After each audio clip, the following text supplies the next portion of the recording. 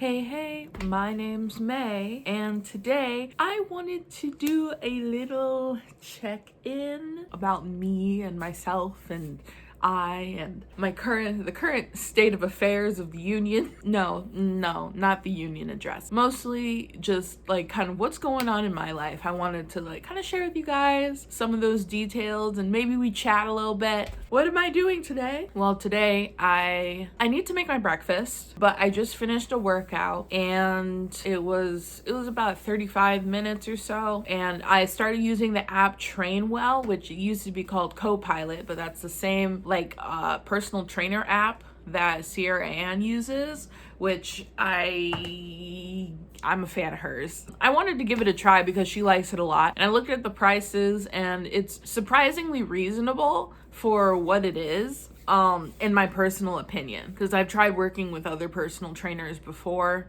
and the prices can be a lot. So like if you don't have a whole lot of means financially to get a personal trainer elsewhere, like I say give this app a try because it's like $100 a month, which for personal trainers is really good in my personal opinion, because like I've seen I didn't purchase it at this price, but I've seen personal trainer prices being like $800 a year, and that was like their base rate. Or not 800 a year, 800 a month. I've seen where it's like 400 a month. I've seen where it's like 200 a month. So I just thought that, starting at 100 a month, that's not bad at all. And basically the way the app works is they customize the workout for you, and you have access to your trainer. You can chat with them, you can video chat with them, you can just message them, etc. And so far I've liked it. I'm just trying the 2-week trial right now, but I'm gonna see how I feel about it, because I might be interested in trying to continue for the monthly price, even though like $100 is it's like nothing to sneeze at. $100 per month is nothing to sneeze at, but I'm in a space just where physically I need to have some kind of improve my consistency regarding my workouts, and I want to ensure that my workouts are as effective as possible. That might help me, because I feel like lately I've been slacking, and so I need to do something about that, because even though I'm like 20 pounds down, I just I don't want to stop and I don't want to stall, just because I've seen a certain amount of progress, because I know how I do sometimes, where I just like I'll sabotage my success, and I am working on not doing that and not allowing that to happen anymore. That's the state with the weight loss a little bit and my workouts, because my goal was 4 times a week. Lately it's been more like 2 to 3 times a week, and so right now with the trainer, they have me working out 2 times a week.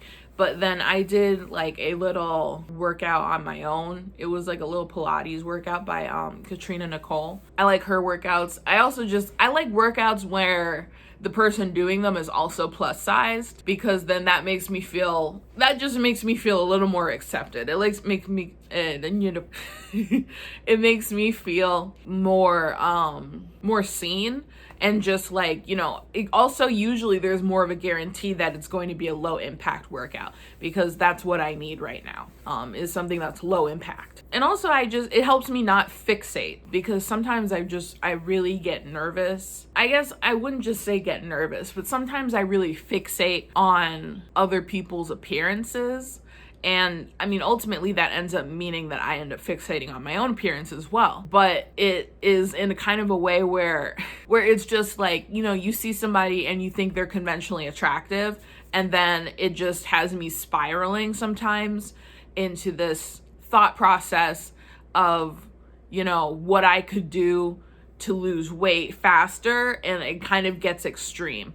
And it's, I have to like force myself to dial it back, but also as a person with anxiety and depression, there's an element of control that can be lacking when it comes to anxious thoughts, unreasonable thoughts, that kind of thing. So like sometimes if it's like, oh, well, she's super thin, how can I get super thin? Well, I can make sure that I only eat like 1,200 calories a day. And it's like, I'm 5'8" and I'm over 200 pounds. Eating only 1,200 calories a day is going to be a dangerous amount of food, dangerously low amount of food for me to eat. I'm trying to prevent myself from like going down a path that, you know, or like feeding a path that is disordered eating, or because like I've never been diagnosed with an eating disorder, but I know that I have sometimes I would have this pattern in the past. I would have this pattern of just overeating and then undereating and then overeating and then undereating. And it's just, I know that's not healthy. I know that's not a healthy process for it to be, but I've never been diagnosed. So I can't say what it was, to be honest. But anyway, that is not what I meant for this video to end up being about, but that's kind of where it is right now. Maybe I should change the topic. It's very freeing to be able to just talk to a camera like this, but I'm talking to people too. So it's nice. I'm the kind of person who I usually keep all my feelings bottled up in the corner until they kind of explode in one way or another. So I've been trying to be more balanced in talking things out. Like I talk with my mom like every week, and she usually unfortunately gets the brunt of it, but she says that she doesn't mind where I just kind of vent about things and things that are bothering me and whatnot. I guess to move on to another topic, like in my life right now, like things are stressful. They're stressful for everybody right now because of a lot of the news that's been going on recently, like politics and stuff. That's been bothering a lot of people, just all the changes that have been going on. And you know, it can be easy to make you nervous. It can, just about like what things might occur and what direction the future will go in. And that's something that kind of bothers me, but I'm trying not to overthink it, because ultimately, like my hope is that things are going to get better significantly. But I'm just, you know, sometimes you just have to wait and see. And I think it's the waiting that ends up being the most frustrating part sometimes. And so it's endurance and it's patience on, at least for me, that I feel like I need to just, you know, endure what's going on at the moment, and then also be patient. Things will work out as they work out, and you know, you cross that bridge when you get to it, because there isn't much point in worrying about it ahead of time, especially if you're not going to do anything about it. Also, I think on another note, what's kind of been going on with me is, you know, new directions with work. I'm gonna be changing jobs recently, and I am okay with my current job. It's just there's a few things that kind of bother me about my current job, and I don't want to I try to be a peace person. I try to keep the peace. I feel like there's a few things where it's just like at my current job, it's way too hot all the time, and you know, they know that that's the case, and I just personally can't handle it.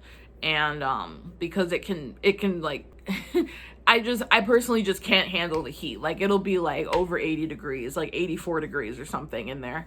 And I can't handle that. And then some other things are just, you know, sometimes like the requests are a little bit much. The requests and sometimes I'm also not very good at socializing. I think that's part of my problem too, I think, is that I'm trying to work on being better at socializing, but that's just part of my anxiety and my depression. Like my anxiety ends up being, it affects my socializing a lot. Like when I talk with other people, and when I'm anxious, sometimes I say stupid stuff, or I just overthink what I'm going to say, and then so I can't quite articulate properly, or I'm just not calm enough to have a normal conversation. And it depends on my day, because not every day is like that. You know, when you have anxiety, that sometimes it's just small things to other people are big things for you. Not everyone understands that. And so sometimes it comes up in the conversation, and you know, if you just say, oh, I have anxiety, then people are like, haha, yeah, me too. And then it's like, okay, well, I understand that you can relate to these feelings, but also at the same time, like, are you saying that you have anxiety like the disability? Or are you saying you have anxiety like you just feel nervous sometimes? And then it's kind of like, you don't want to get into like a who has it worse kind of war, or you don't want to have to like get into a conversation about like who is dealing with it more, because that's not what it's about. Like, that's never been helpful in the terms of context. But I think sometimes like when people just say haha me too, or like things like that, or they're like, have you tried like just relaxing more? It's like okay, they just don't get it. And sometimes sometimes it can be difficult, at least for me, to just accept that not everyone's going to get it. And I think one of my biggest worries is being misunderstood. And so that stresses me out. I feel stressed when I feel like there's a lot of potential to be misunderstood. That's also something that I'm working on in the context of having a YouTube channel, is the knowledge that people may misunderstand me and I may not always have the opportunity to correct them, but also the knowledge that it is okay and it is not my job to force everyone to understand me. And it's okay for me to put out an image, and it's okay for me to just be myself. And if other people misunderstand me, then they can either try and understand, or they can just make their judgments and leave. And that's okay. And so I appreciate that. And I think sometimes those feelings can come from a place where it's, of like loneliness. And I've had this for a long time, and I felt misunderstood for a very long time. But I think those feelings, they kind of come back up. They come back up occasionally. And I think right now in my life, because some of my friends have moved away, some of my friends, like, I've moved away. So I can't really interact with them the same way that I would usually in the past. It's me and my husband, and I'm not always the best at socializing. So in short, I'm struggling to make friends as an adult. And I know the joke is kind of old, but it's not, I guess it's not quite as easy as I thought it would be. It's not as easy as when you're younger. And like these friends, like, I grew up with. And then there's some friends where it's just, we don't talk anymore. And I say friends, but to an extent, I don't know, they might not have viewed me as friends, or viewed me as a friend, because sometimes I have this tendency of being at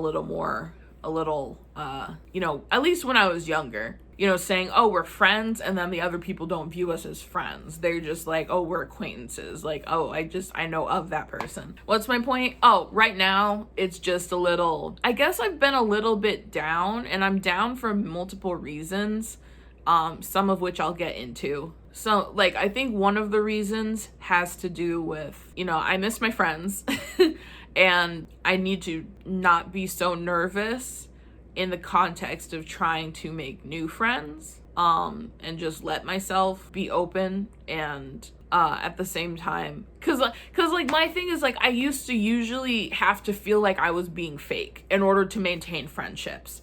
I would have to be like a fake version of myself. I'd have to like not talk as much.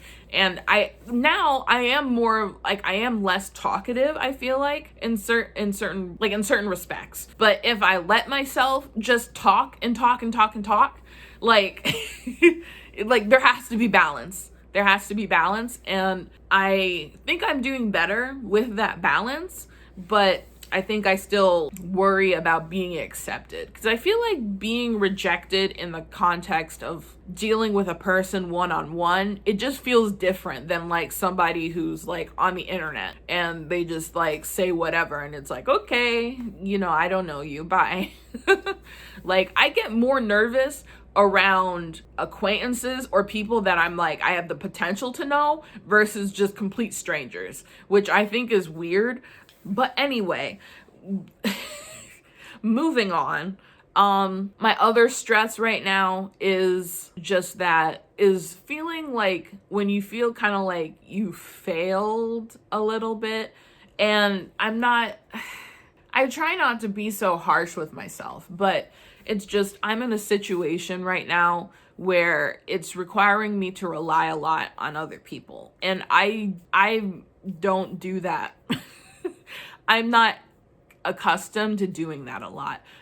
Like, I'm an only child, And so I'm very self-sufficient in most cases. It tends to cause me stress if I have to rely on other people. I've worked on it, and so it's definitely improved versus where it used to be.